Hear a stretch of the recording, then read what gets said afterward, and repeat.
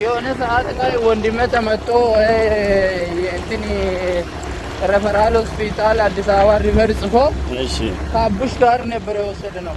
እንዴ? አዎ፣ እሱ አሁን እንደ የኔ ረስቶኛል። ሲነግረው ይረሳኛል። በቃ አድጋበት ነው።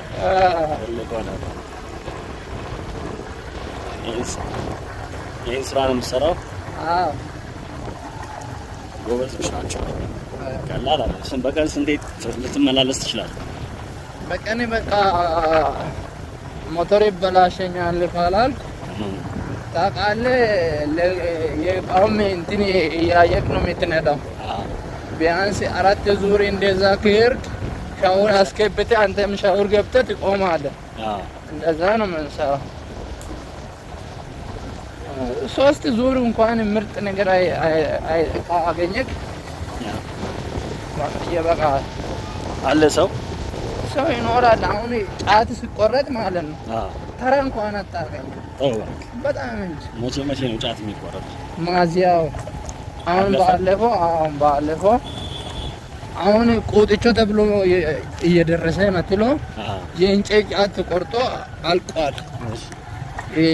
ቁጥቾ ተብሎ አሁን እየደረሰ ነውና ከዛ እሱ ሲቆረጥ ነው በጣም እኛ አየር የምናገኘው ጫት።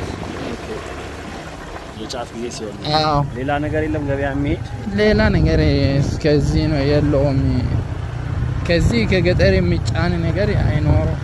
ጥቅል ጎመን ምናምን እዚህ አይወጣም። ስላለ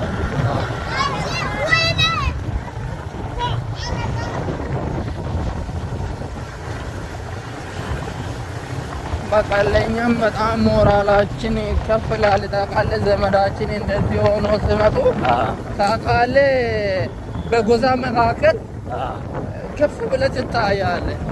ለምን እንደዚህ አይነት ዘመድ አለ ለእነርሱ እንባላለን። ታውቃለህ፣ በጣም ደስ ይላል። ያው መቼም የከተማ ሰው ጠንካራ አይደለም። እናንተ ይሄ መንገድ አሁን ሲወጣ ይፈራል። እሱማ በጣም ብዙ ዘመድ እኮ አለ። ይፈራል። የከተማ ሰው ብለን ያስቀረ ነው ብዙ ሰው።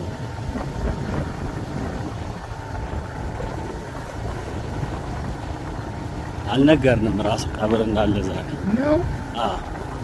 ምክንያቱም ያው መንገዱ ትንሽ ምቹ ስላልሆነ አይደል? ትክክል ናቸው። በሱማ ያደግፋቸዋል። ግን እኛ መቅረት አንችልም። ወንዶች ስለሆናችሁ እዛ ላይ